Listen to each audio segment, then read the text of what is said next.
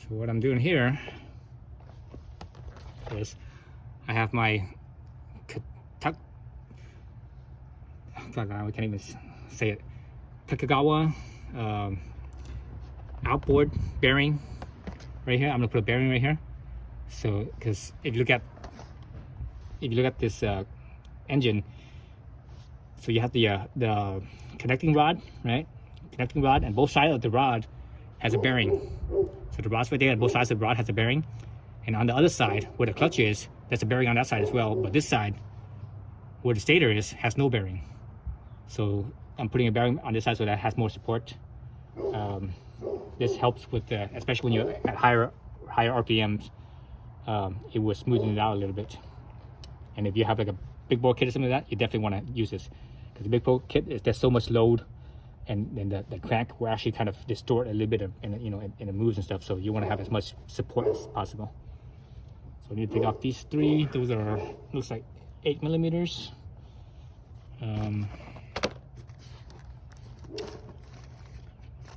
Grab a shorter extension here.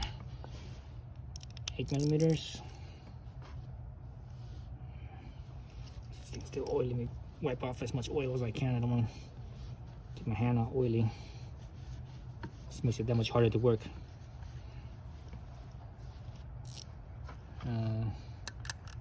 Let's see. What's that? 1, 2. That's 3. So the bearing actually goes right here where the stator is. That's 1.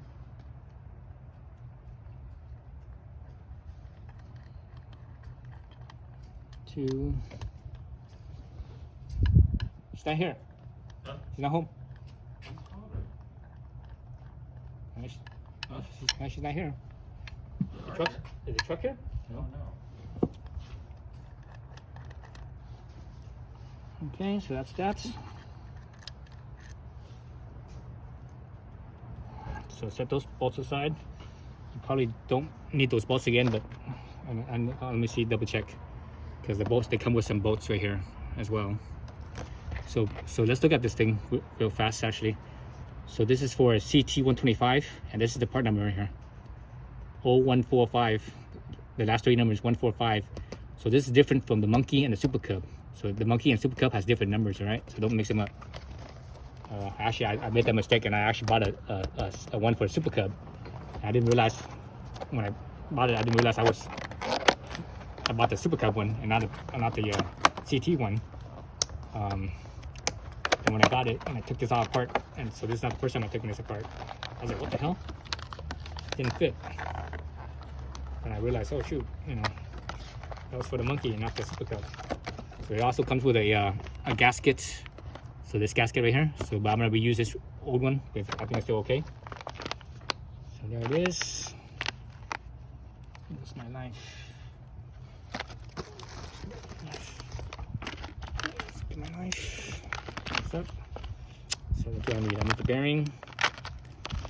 I need the bracket that holds it. So here's the bearing. So there it is. So this bearing is a NTN, so that's the company. This one is a I can't tell if that's a 16003 or 18003. It's kind of hard to tell. It's so small, and my eyes are not as good as they used to be. That might be a 18003. So anyways, over here I can see Japan 185C 200113. So that's the size, this description of this. So when you have that, drop it right in. It should drop right in. If you put it nice and squarely, it should just slide right in really easily. If you put it in cockeyed, it will fight you. See that? See how it comes up and in and out easy? Because it's perfectly straight. Now, if it doesn't go in and out easy, that means it's not perfectly squared up. It's kind of cockeyed a little bit. So let's go there. Let's get this bracket right here.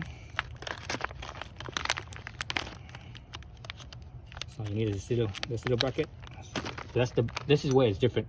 So between the three models, Monkey, Super Cub, Monkey and Grom uses the same part, same thing. But the Super Cub and the Trail 125, it uses a different one.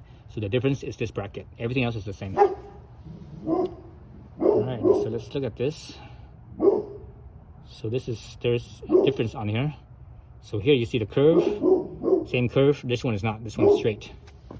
So that means when I put this on, I have to be mindful of that, where that curve is. Actually, you know what? Look on the back too. The back's different too. So the back here, you see it's thicker. So these two are the same. Let's go over to this side. All of a sudden this side is thinner. This side's thicker, right? So the reason why this side is thinner is when you look over here, just look at this part right here. So this is the mounting part, 1, 2, and 3. These two is lower, and this one has this little raised spot. So that raised spot is for where the thin is. So that's how it goes, like that. All right. And this right here drops down. So it drops down into the bearing and it holds into the race, the outer race, and it holds the race in place. And that's it. So that's the stock bolts versus the new ones. So the new ones are about 4 millimeters longer. So this piece right here is about the same distance longer. So that's what you want. You want to use the new ones. So put the old ones aside. Use the new ones. Wow, look at that. That's a lot of, man, that's a lot of space. I don't think it needs that much space. It's very interesting. See, that much space is okay. If you have that much space, that's fine. If you look at how much thread there is here, there's like, man, there's at least 8 threads here. That's 8 threads. You don't need that much threads, you know. Right here, there's probably about 5 threads. So it'd probably be okay to use these ones, but or use the original ones. But you know, since I already have these, I'm just gonna use these anyways. It should be pretty much even with the factory ones as far as, you know, how much it goes in. Yeah, I mean, this thing is, I guess it does have some kind of load when the crank sits in here. There is a little bit of a load because of the you know, especially when you're at higher RPM, it's gonna move around. So you want to have more thread engagement, so to have more support. So I guess it's better to use the what it came with instead of reuse the factory bolts. All right, so this is a triangle here. Let me stick my knee right here, because I have no really way of holding this while I'm torquing this down. It's gonna spin on me. So if I stick my knee right there, it will help hold it down.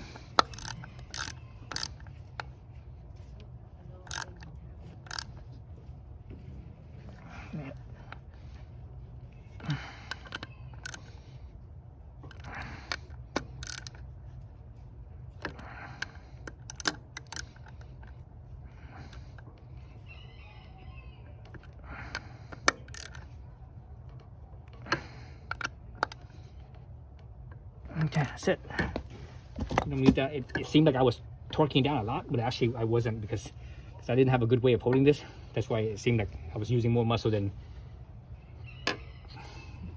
it seemed like I was using a lot of muscle, but I wasn't. All right, so that part's done. Now we just need to do this end over here. So this is what size is that? Oh, this is probably a 17 millimeter. So I don't have a 17 millimeter on me. Let me go grab that. All right, so got my 17. I'm using it on a impact wrench. Make it easy on myself. If you don't have an impact wrench, probably best to put this thing into first gear and have someone step on the rear brake, and hopefully you could torque this off that way and it doesn't slip on you. Otherwise, you have to use some kind of holder to hold the alternator here. This outside rotor here, this outside rotor / flywheel from spinning. But since I have an impact wrench, I don't have to worry about that. I can just go in here and just impact it and go out. that easy. So just catch it. So there's a nut. See the washer here. So that's what you're replacing it with, or you're removing. Oh, come on, come out. So this thing's not wanting to come out because it's very flat, and the other side is very flat. So both sides very flat. When things are very flat, they tend to stick together. It's like a vacuum almost. And this thing has oil in there too, so that makes it even stickier. Oh, there it goes. And this washer on the other side is actually machined. If you look at this washer, it's actually machined. Well, I shouldn't say machined. I should say surface grounded. It's been surface grounded on this side here. So that's why it's very flat. This one has been machined and it's a very tight tolerance. So that makes them very flat against each other. So this is where these two comes in place. So that's what you're replacing it with. So first you have this little God, I can't remember what the name of this. I think they call it is it a Bellevue washer or thrust washer? Something like that. But anyways, if you look at it, it's not flat. It actually has a cone shape. So let's say my hands, when the tip of my finger right here is the hole, the center hole. So the washer, instead of being flat like that, it's actually like a cone. Right? So basically it acts like a spring. You know, it's like a spring. So what you do is you have it so that way the cone is pointing outwards. Okay, like that.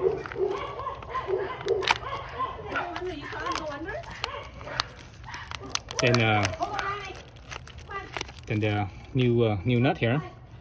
At first I thought this was aluminum, but it's not. It's actually steel. It looked like it was aluminum because the way it's machined, it looked like it was aluminum. But anyways, so this nut right here, how this works is that once this nut goes on, this flat spot right here of the nut, as the cover goes back on, the bearing in here will actually sit inside this flat spot right here. So this flat spot is the bearing support. So it goes in like that. So that way, when the crank spins, it's spinning on that bearing. So that's how that works. Okay. So put that on there, like so. You see that it's longer, it sticks out. So that's how it works. All right, so this nut, I believe, is a 12 millimeter, or is it 14? No, that doesn't work. So this one is a 12, or 14, excuse me, 14. Okay, so I'm gonna use my impact driver again to put it in there. So I'm not sure what the torque is on this. I think the torque on this is probably about 40 foot-pounds or so. I think 40, maybe somewhere around there, but I'm not exactly sure. I'm just gonna use the impact and kind of feel my hand, and I'm gonna call it good. Yeah, I'm gonna call that good. So that's it there. Now